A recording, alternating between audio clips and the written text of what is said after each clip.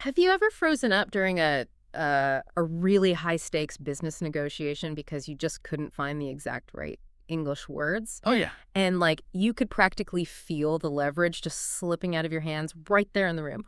Or do you know the critical, literally thousands of dollars difference between saying we are prepared to versus we might be able to when you're discussing a price? Huge difference. Right.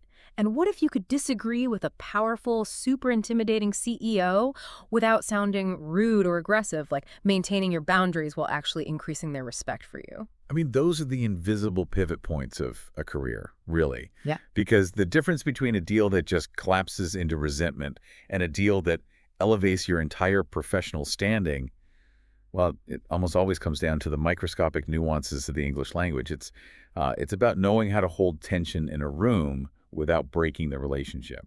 Welcome to Everyday English Flow, your daily English practice for natural speaking and effortless listening. Today, we're bringing you a very special Everyday English Flow masterclass.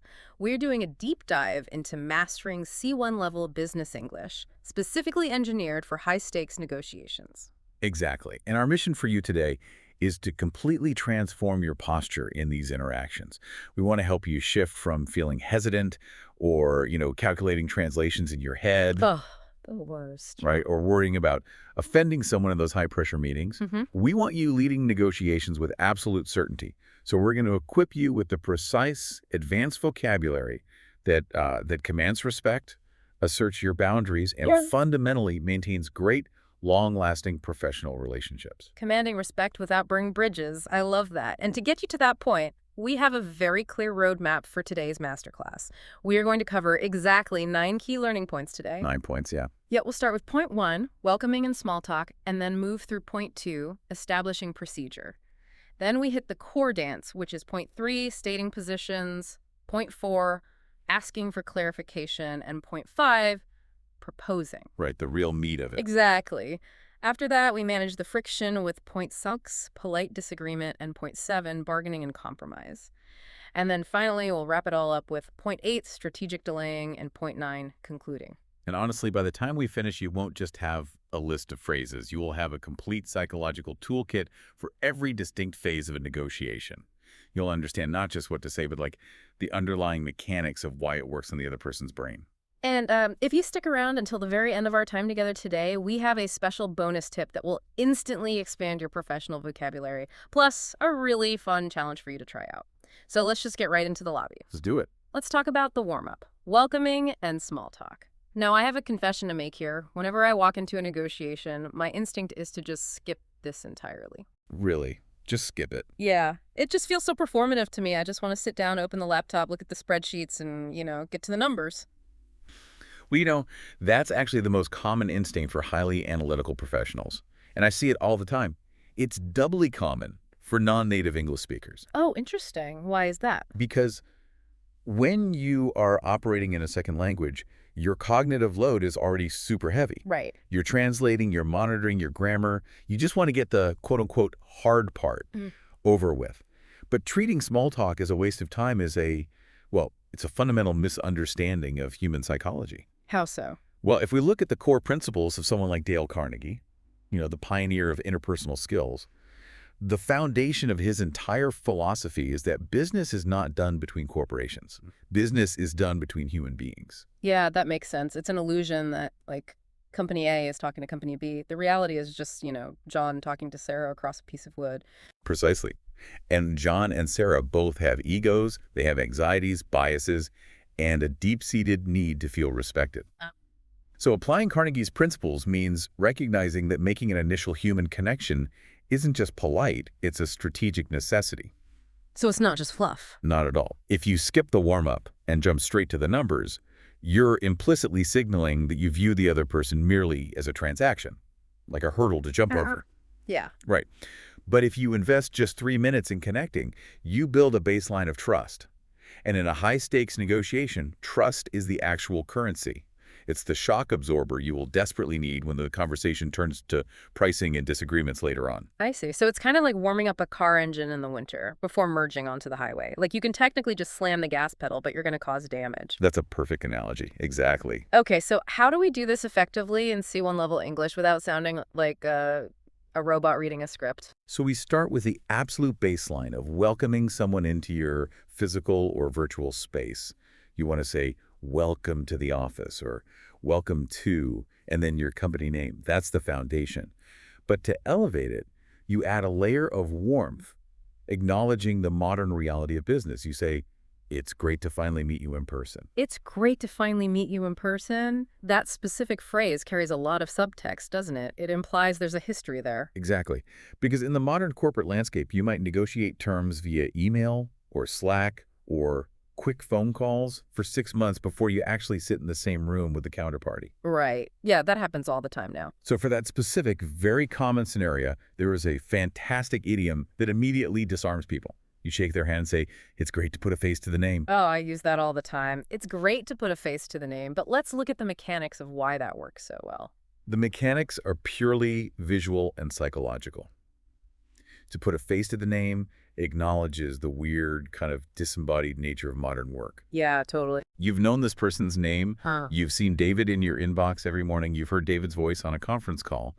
But David has basically been an abstract concept. Now you are connecting their physical reality, their face, to the mental file you have on them. Right. I imagine it like a supply chain negotiation. I've been arguing with this guy, David, over email about freight costs for 6 weeks. I probably have a somewhat adversarial mental image of him. Oh, for sure. And then he walks into the room and he's just a normal guy, maybe a bit shorter than I thought, holding a coffee. And by standing up, smiling and saying, David, welcome. It's great to put a face to the name. I'm instantly humanizing both of us. Yeah. Like, we are taking the edge off that 6 weeks of email tension. You are hitting the reset button on the dynamic. Uh-huh. It celebrates the new face-to-face reality. Yeah. And the rhythm of the phrase is incredibly natural. It's great to put a face to the name. It just flows beautifully off the tongue. It really does. Yeah. But let me push back on the next phase of this warm-up, the trip questions. You know, how was your flight? How's the weather in London? Did you find the office okay?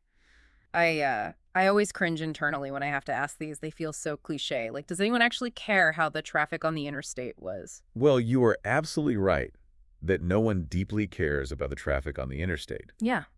But you're misunderstanding the function of the question. Really? Yeah. Asking about their trip is not an information gathering exercise. It is a physiological exercise. Yeah. It's a social lubricant. Okay, walk me through the physiology of that. What is actually happening in their body? Okay, imagine you're the counterparty arriving for a negotiation.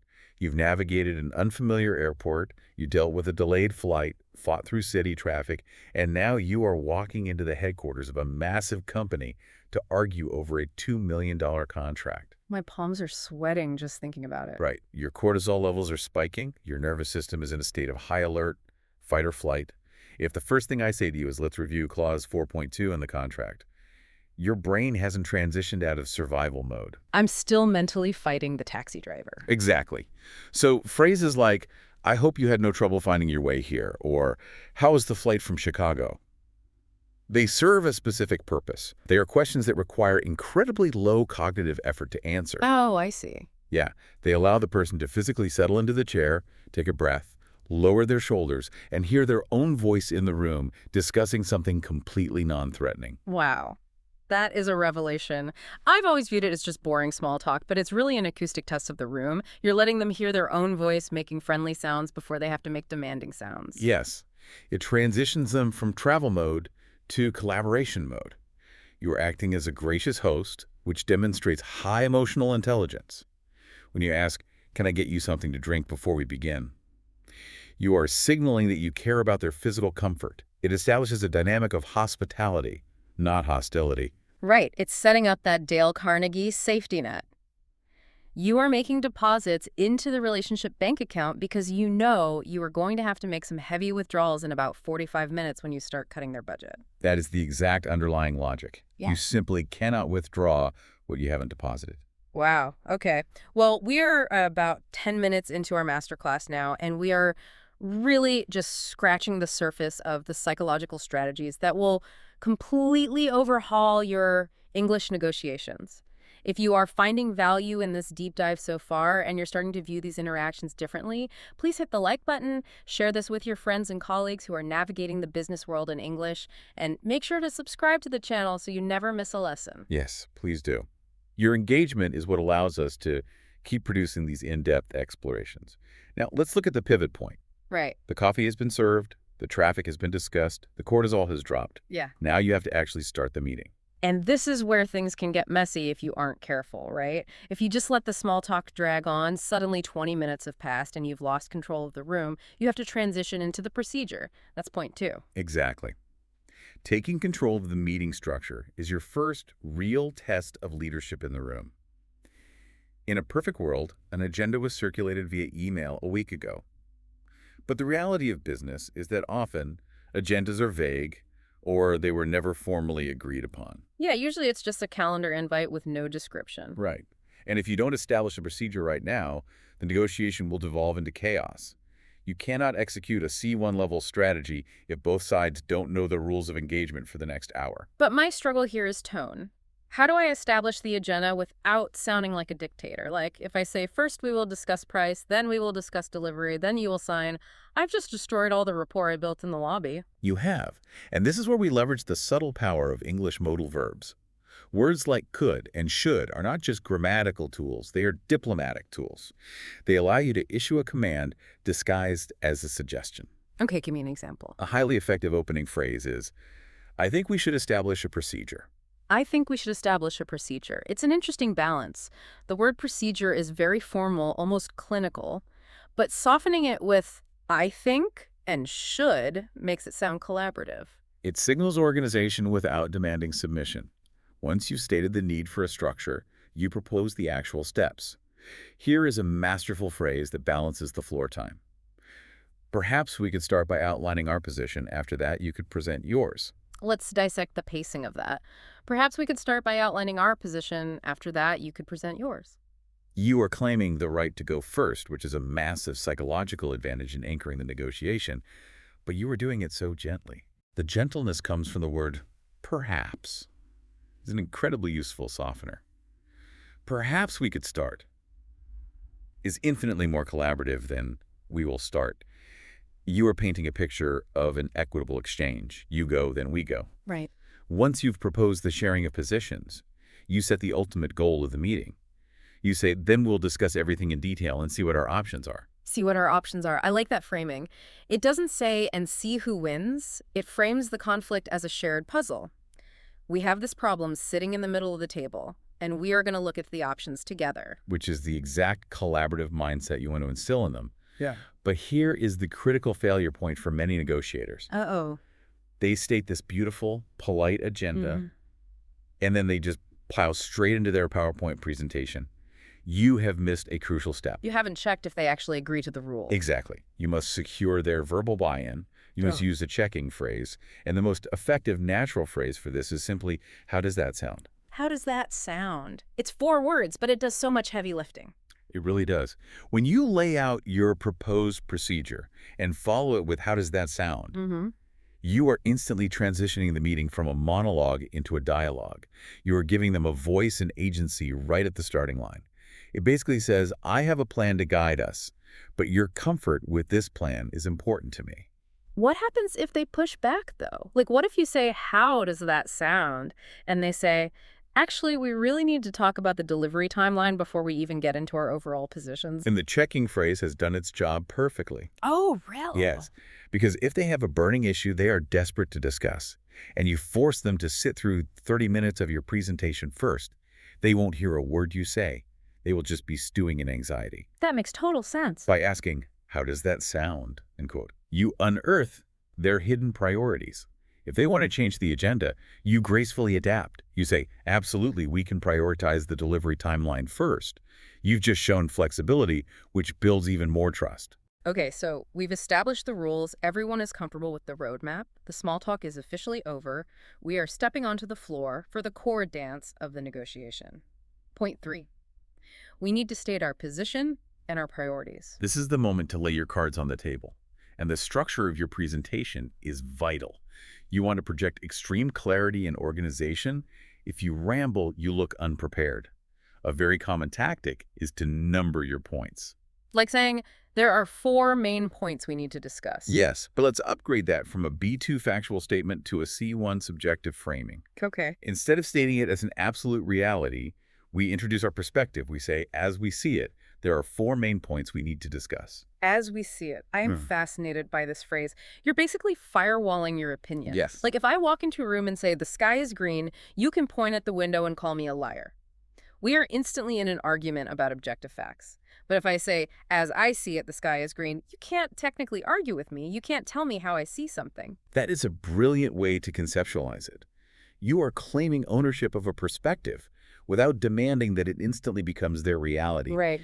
When you say, the fact of the matter is we need a 10% discount, you are backing them into a corner. If they disagree, you are in a deadlock. When you say, as we see it, a 10% discount is necessary to make the margins work, you are inviting them to look through your lens. It drastically reduces defensiveness. It's assertive but not aggressive. You're saying, based on our data, our experience, and our internal pressures, this is the landscape. Exactly. As we see it, there are 3 main areas we'd like to focus on today. And once you lay out those areas, you have to signal weight. You can't treat all 3 areas as equally important, or you'll end up compromising on the wrong thing. Right. Like if my 3 points are price, delivery, and the color of the packaging, I need them to know that I will walk away over the price, but I don't really care about the packaging. You have to explicitly flag your deal breakers using priority vocabulary. Our main priority is the pricing structure. Or, the most important issue for us is securing a 3-year term. Don't make them guess what your anchor is. That makes sense. Clear, subjective framing with explicit priority markers. Now the table turns. It's their turn to speak. Sarah starts laying out her position. She's talking about logistics. She's throwing out acronyms. She's describing a phased rollout schedule. And halfway through her pitch, you realize you have absolutely no idea what she's talking about. Her logic isn't tracking, or her industry jargon is too dense. This is a massive danger zone, particularly for non-native speakers who might already feel insecure about their comprehension. Exactly. If I'm listening to a native English speaker firing off complex terms and I get lost, my internal alarm bells start ringing. I know I have to stop her because I can't agree to something I don't understand. But my natural instinct, especially when I'm stressed, is to just bluntly say, I don't understand what you mean, or what do you mean by that? Why is that a terrible idea in a C1 environment? Point 4. Because directness in English, especially in high-stakes, tense environments, acts as a magnifying glass for conflict. If you interrupt someone's presentation and say, I don't understand what you mean, you might think you were just stating a fact about your brain. But sociolinguistically, the other person hears an attack. Really? Yes, they hear, you are terrible at explaining things. Or worse, your idea makes no sense and is inherently stupid. So you are inadvertently attacking their competence, and nobody reacts well to feeling incompetent. They will immediately put their armor on. They get defensive, their tone sharpens, and the collaboration dies. So the C1 strategy for asking for clarification relies entirely on ego preservation. You must master the art of taking the blame for the miscommunication. You offload the burden onto your own processing skills. Okay, how does that sound in practice? Instead of saying, you aren't making sense, you say, I'm not exactly sure if I understood your position on this. Wow, let's look at the padding in that sentence. I'm not exactly sure if I understood. You are wrapping the confusion in so many layers of humility. You are making it entirely about your brain's failure to process the information, rather than their failure to communicate it clearly. It is the ultimate diplomatic shield. Okay. You are playing the role of the humble listener who just needs a little extra help. It completely neutralizes any potential offense. And once you have softened the ground with that phrase, you need to ask them to repeat the information. But again, you can't just say, repeat that. Right. You use a very specific structural request. You say, would you mind going over it again? Would you mind going over it again? Let's talk about the pragmatics of would you mind. I know grammatically it's would you mind plus an ink verb. But why does it work so well to lower the temperature in the room? Because would you mind is essentially asking for a favor. It frames the other person as being generous with their time and expertise. You're saying, would it be a burden to you to explain this to me again? When you ask someone for a favor, it elevates their status. They feel powerful, not attacked. Oh, I love that. And the phrase go over it is a phrasal verb meaning to review or explain something step by step. So, would you mind going over the phased rollout schedule again? It's so smooth. You aren't challenging the rollout schedule, you are just asking for a guided tour of it. Exactly. Now, if the issue isn't that you are confused, but rather that they are being too vague and hiding the details, you can use a slightly different approach. You say, could you be more specific about the maintenance costs, please? Again, using could keeps the request polite, but more specific forces them to put actual numbers on the table. Okay, so we've stated our positions, we've clarified their confusing points without bruising their ego, we understand the landscape. Now we have to actually start building the bridge. Point 5, we have to make proposals. Making a proposal requires a shift from exploratory language to concrete action language. When you're ready to put an idea forward, you can use the classic formal structure. Our proposal is to, followed by the action. Our proposal is to sign a 2-year contract with a quarterly review. That's very formal. What if we are in an earlier phase and I don't want to slam a formal proposal on the desk like a judge bringing down a gavel? I just want to float an idea. You soften the verb. You say, we suggest, followed by an ing verb. We suggest extending the initial testing phase by 2 weeks. It feels much more like a contribution to a brainstorm than a rigid demand. But the true hallmark of a C1 negotiator isn't how they state the proposal, it's what they do immediately after stating it. You mean not just sitting there in silence waiting for the other person to react? Exactly. You never want to leave your proposal hanging in dead air, allowing the other side to formulate objections in silence. You want to actively invite their input and test the waters. You guide their reaction. How do I guide their reaction? You ask open-ended questions about their perspective. You say, we suggest extending the testing phase. How do you feel about that approach? Or, what are your views on a tiered pricing structure? My personal favorite is, what would you say to a 5% discount for upfront payment? What would you say to... That phrase feels almost hypothetical. It's like you're inviting them into a simulation. You aren't forcing them to say yes or no right now. You're just asking them to imagine the scenario and report back on how it looks. It creates a massive psychological safety net. They can explore their idea without committing to it. Now let's reverse the roles. Let's imagine they just made a proposal to you. They floated an idea, and you don't love it. It doesn't work for you. But you don't want to just shoot it down and halt the momentum. You need to introduce a counteroffer smoothly. I always think of this like verbal Aikido. Yes. In Aikido, if someone rushes at you, you don't put up a rigid wall to block their energy. That causes a collision. You grab their arm and redirect their momentum in the direction you want them to go. How do we do linguistic Aikido? You start by acknowledging their energy. You say, I see where you're going with that, but I'd like to propose an alternative. You haven't rejected them. You've just placed a new object on the table. But the most sophisticated Aikido move in English negotiation is the use of a negative question. A negative question, asking a question with a not in it. Yes. Let's set the scene. They propose launching the new software integration in June. You know that June is a terrible idea because your IT team is understaffed. You want July. The amateur move is to say, June won't work, July is better. You've just created a head-on collision. Right, instant conflict. The C1 move is to use a negative question to lead them to July. You say, wouldn't it be better to launch in July to ensure we have full IT support for any bugs? Wouldn't be better to, oh, I see the trap. It's a heavily loaded question. You are framing your July proposal around a shared value ensuring full IT support. You're making it incredibly difficult for them to say no, because to say no, they essentially have to say, no, I don't care about having full IT support. You have boxed them in with their own logic. Negative questions are highly persuasive because they assume agreement. Wouldn't it make more sense to, shouldn't we consider? Another softer variation for pivoting is the what if brainstorm.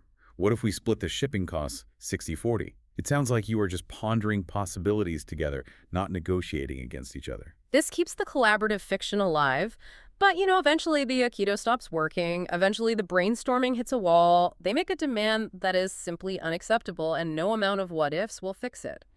We have to say no. This brings us to part 3 of our masterclass, Managing Friction Gracefully, point 6. This is the crucible. This is where most negotiations either succeed or die. It really is the moment your heart rate spikes. You've spent all this time in the lobby building Dale Carnegie rapport. You've been polite, you've used your modal verbs, you've asked about their dog. Now they look you in the eye and ask for a 20% price reduction, and your margin is only 15%. You have to say, absolutely not. How do you deliver a hard no without torching the relationship? You rely on sociolinguistic cushioning. In English, particularly in British and international corporate English, a naked no is considered violently aggressive. Really? Violently? Yes, in a corporate context, you never just say, no, we disagree, or we won't do that. You must wrap the rejection in a layer of polite, institutional regret. The workhorse phrase for this is, I'm afraid. Now, obviously, we don't mean literal fear here. I'm not trembling under the conference table. No. In this context, I'm afraid is a softening mechanism that translates to, I regret to tell you, or unfortunately.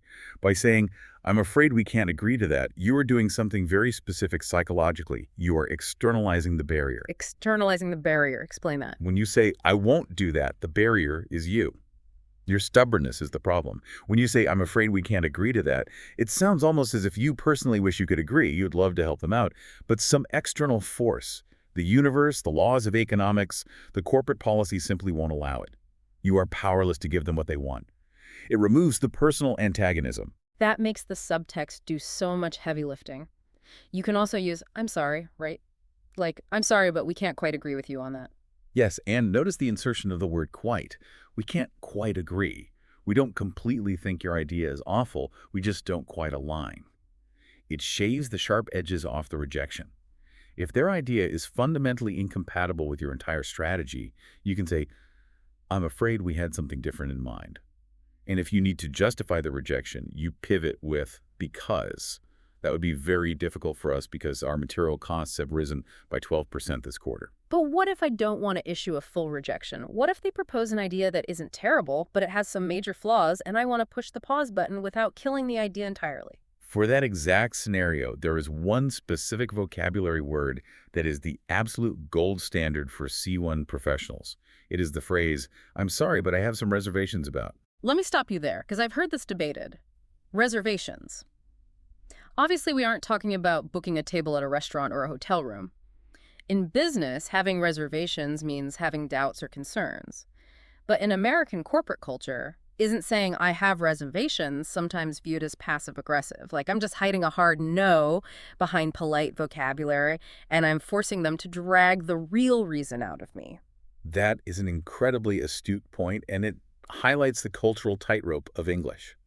If you just say, I have reservations, and stare at them to silence, yes, it is deeply passive-aggressive. Right. The C1 technique requires you to immediately attach the reservation to a specific logical concern.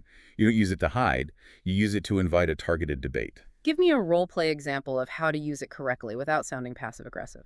Okay, imagine the other side proposes rushing the final phase of a software build, cutting the QA testing time in half to meet a launch date. You know this is a recipe for disaster.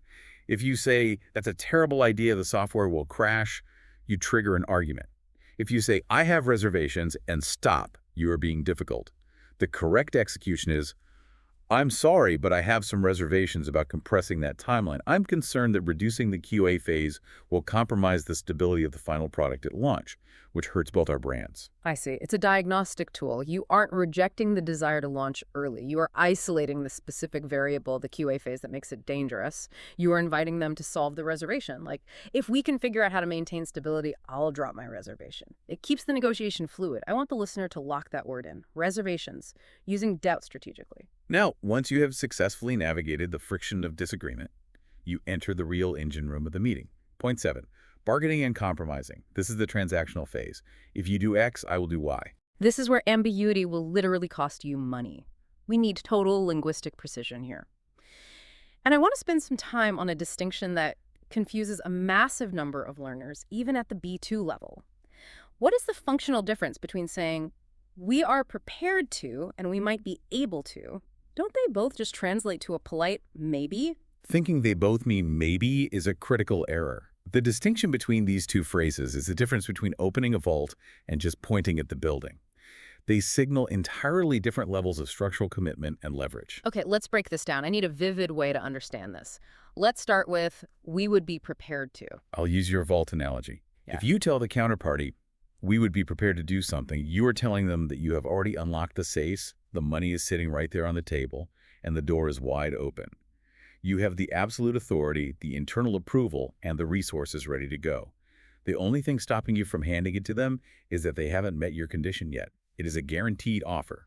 conditionally suspended. Wow. Let's hear it in a sentence. We would be prepared to waive the setup fee entirely if you commit to an exclusive 2-year contract today. The waiver of the setup fee is a reality. It exists. It's just waiting for them to say yes to the 2 years. Got it. Now, contrast that open vault with, we might be able to. When you say we might be able to do something, you are closing the vault door. You are telling them, I know the combination to the vault, but I don't have the authorization to open it right now. I'll have to go find the bank manager, plead my case, and see if they will let me open it for you. It implies that granting this concession is going to be difficult, require special effort, or overcome internal hurdles on your end. So we might be able to waive the setup fee if you commit to the 2 years. Exactly. Why do we use might be able to? 2 reasons. Hmm. First, it inflates the value of your concession. If you make it look easy, they will value it less and ask for more. If you make it look like you're bleeding for them, they value it highly. Second, it is the ultimate protective shield. How does it protect me? Imagine you go back to your boss and say, I think I can get them on a 2-year contract if we waive the fee. And your boss says, absolutely not. We never waive the fee. You have to go back to the negotiation table. If you used prepared to, you are now breaking a promise. You look untrustworthy. If you used might be able to, you simply say, I fought for it, but unfortunately my team couldn't approve the fee waiver. You haven't lied. You only ever offered a possibility, not a guarantee. That is a C1 superpower. Knowing how to deliberately throttle your level of commitment using modal verbs. Prepared to equals ready and waiting. Might be able to equals difficult but possible. And when you are trading these possibilities, you need a grammatical structure to link the conditions. The most elegant way to phrase a trade is using the conditional structure. If we were to X, would you be willing to Y? If we were to increase our order volume by 20%, would you be willing to absorb the freight costs? It's a very hypothetical, insulated way to test a trade without officially offering it. It's testing the structural integrity of the deal before you walk across it. Or you can make it more explicit. In exchange for a longer term, would you be prepared to revisit the unit price? Now, what happens when we've done all the trading we can, but a gap still exists? I want to pay $100. You want to charge $120. We are stuck over this $20 gap. We need the vocabulary to bridge that final distance. The quintessential English idiom for this, used universally in business, is to meet halfway. You might lean in and say, we seem to be stuck on the final figure. Would you be willing to accept a compromise? Perhaps we could meet halfway on this. To visualize this for our listener, imagine you and I are standing at opposite ends of a physical bridge. The length of the bridge represents that $20 gap. To meet halfway means we both agree to walk exactly to the middle. I give up $10, you give up $10. We agree on $110. It invokes a profound sense of shared sacrifice and fairness. But, and this is a crucial caveat in complex negotiations, meeting halfway is rarely a perfect mathematical split. Sometimes the bridge isn't equal. Right. If you know their margin is massive and yours is razor thin, you can't afford to walk to the middle. You have to draw a hard line. How do we draw a line in the sand without sounding aggressive? You start by framing the boundary not as a threat, but as an operational reality. You assert control by conditionally accepting. We're happy to accept your framework, but there is one condition. You establish the limit of your flexibility. From our point of view, an acceptable price would be $105. What if they keep pushing? They say, come on, make it $108. You physically cannot do it. The deal breaks at $108. You deploy the softening mechanism again, combined with an absolute boundary. I'm afraid we just can't go below $105. Let's flip the script. Yeah. What if I am the one pushing? I sense that they're bluffing. They say $120 is their absolute bottom, but I don't believe them. I want to squeeze them for that last bit of margin. What is the C1 phrase to test their resolve? You look at them, pause, and ask the classic high-pressure question. Is that the best you can do? Oof, is that the best you can do? That question creates incredible tension in the room. It puts the burden entirely on them to either hold their ground and risk losing the deal, or fold and offer a final concession. It is a direct challenge to their bluff. And if they ask you, is that the best you can do? Well, And you truly have reached the absolute floor of your authority, you cannot give another inch, you maintain eye contact, keep your voice steady, and say, I'm sorry, but that is our final offer. that is our final offer. There is a gravity to those words. It signals the absolute end of the bargaining phase. The dance is over. It is now a binary choice. Take it or leave it. It is the most intense moment of the meeting. And the reality is, human beings do not make good decisions under that kind of acute pressure. Sometimes when a final offer is laid on the table, you or the counterparty might not be intellectually or emotionally ready to say yes or no in that exact second. You might feel cornered. This is where we transition into part 4 of our strategy, stalling and sealing the deal. We need to talk about point 8, phrases for delaying, because I think this is a highly underrated skill. The physical pressure in a conference room can be immense. You feel the silence stretching, they're staring at you, waiting for an answer to their final offer. The B2 instinct is to just blurt out yes to end the social discomfort. But you don't have to. How do we strategically stall for time without looking indecisive? You simply claim the right to cognitive space. Oh, You state it as a professional necessity. You say, I think we'll need more time to consider these options. You are not refusing. You are pacing the interaction. No rational business partner can fault you for wanting to consider the implications of a final offer. But what if they are aggressive? What if Sarah leans over the table and says, look, I need an answer today. My flight leaves at 4 p.m. We need to lock this down. If they apply artificial time pressure, you use the ultimate C1 deflection technique. You completely offload the authority and therefore the pressure away from your physical body in that room. You invoke an invisible third party. The invisible third party, give me the phrase. You say, I understand the urgency, but I'm afraid I'm not in a position to make this final decision myself. I'll need to discuss it with our CEO first, or, with the board or with the legal team. I'm not in a position to. That is a beautifully constructed phrase. It doesn't make you look weak or incompetent. It makes you look like a disciplined part of a larger structured organization. You are essentially saying, my hands are tied by corporate governance. You can yell at me all you want, but the person who signs the check isn't in this room. Exactly. It completely neutralizes their pressure tactic. It pauses the negotiations safely, allowing you to walk out of the room, cool down, run the numbers, and make a rational decision via email the next day. But let's imagine a happier scenario. Let's imagine we don't need to stall. We bargained, we met halfway, the numbers make sense. We are ready to cross the finish line. We are at point 9, expressing agreement and concluding. The tension breaks. The hard work has paid off. Now you need to smoothly signal that you are officially on board. You start confirming the macro details. We can agree to that structure. That timeline sounds reasonable. I think that pricing model would be acceptable. Those are solid, clear affirmations. Is there a phrasal verb we can use here to sound incredibly natural and fluent? Yes. The phrase is to go along with. To go along with something means to consent to it, to actively agree to support it moving forward. I think we can go along with the revised delivery schedule. And then we deliver the magic words. When all the core pillars are settled, you close your notebook, look at them and say, well, looks like we have a deal. It looks like we have a deal. The adrenaline spikes, everybody smiles, you shake hands. But here's the trap. The meeting isn't actually over, is it? No, and this is where amateur negotiators snatch defeat from the jaws of victory. They get a verbal yes, they get a hit of dopamine, and they immediately pack up their briefcase and try to leave the room to celebrate. A C1 professional knows that a verbal yes in a complex negotiation is incredibly fragile. You have to wrap up systematically and secure the terms. You must summarize. You say, let's sum up everything we've agreed on today. I've always wondered about this. Why is a summary necessary? We were both in the same room for the last 2 hours. We both know what we just talked about. Do. Human memory is terrifyingly fallible, and confirmation bias means that both parties tend to interpret ambiguous agreements in their own favor.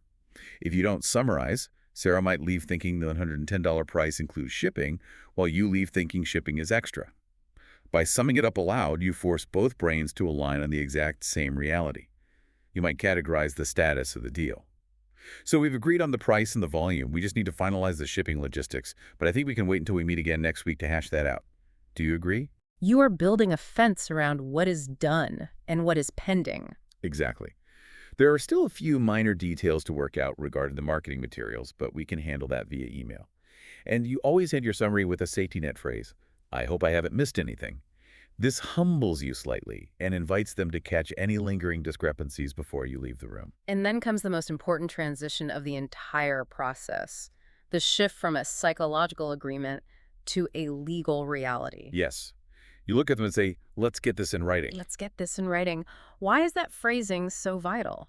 Because in the business world, a spoken agreement, a handshake, and a smile are fundamentally just gestures of goodwill. They are legally meaningless in most contexts. A written agreement is a binding contract. When you say, let's get this in writing, you are formally declaring the end of the psychological negotiation phase and initiating the legal drafting phase. It protects both you and them. It's the ultimate anchor. Now, to truly close the loop, we have to return to where we started. We started with Dale Carnegie warmth in the lobby. We need to end with that same warmth. You bookend the meeting with respect. Yeah. You finish with what we call the final toast, even if you were just holding a lukewarm cup of coffee. You stand up, offer your hand, and say, "Excellent. Well, it's been a genuine pleasure doing business with you today. Cheers to a successful long-term relationship." Break down that phrase, "here's to," for our listeners. "Here's to" is a classic English expression used when dedicating a toast or expressing a strong wish for a positive future outcome. Here's to your health. Here's to the new project. It is a celebratory, forward-looking phrase. After an hour of friction and bargaining, using "here's to" reminds both parties that the conflict was just a stepping stone to a shared prosperous future. It is the perfect, elegant conclusion. However, to be totally realistic, we have to acknowledge that not every negotiation ends in a toast. What if we couldn't bridge the gap? What if the $20 difference was insurmountable and we had to use our delaying phrases to walk away? How do we leave the room without creating an enemy? You end with professional detachment and leave the door slightly cracked open. You say, "It seems we are quite far apart on the numbers today. I suggest we pause here and meet again next week once we've both had time to reconsider our positions based on what we discussed." No anger, no drama, no burned bridges. Just a polite, strategic pause. That is a masterfully complete roadmap. We have tracked the anatomy of a deal from the first handshake in the lobby through the friction of disagreement all the way to the final toast or the tactical retreat. Now, at the very beginning of this deep dive, we promised our listeners a bonus tip. We did. And this is a tip that is going to drastically reduce your study time and anxiety. Here is the secret underlying everything we discussed today. Almost all the high-level vocabulary we just analyzed for intense negotiations perfectly overlaps with the vocabulary of a standard, everyday business meeting. Wait, really? So the linguistic tools I use to fight for $1 million contract are the same tools I use in a Tuesday morning marketing update? Fundamentally, yes. Think about the structure of a regular internal team meeting. You have to establish a procedure for the agenda. You have to state your position on a new project. You have to ask for clarification when a colleague's idea is confusing. You have to make proposals to your boss, express polite disagreement when a timeline is unrealistic, and eventually try to reach a consensus. The mechanics are identical.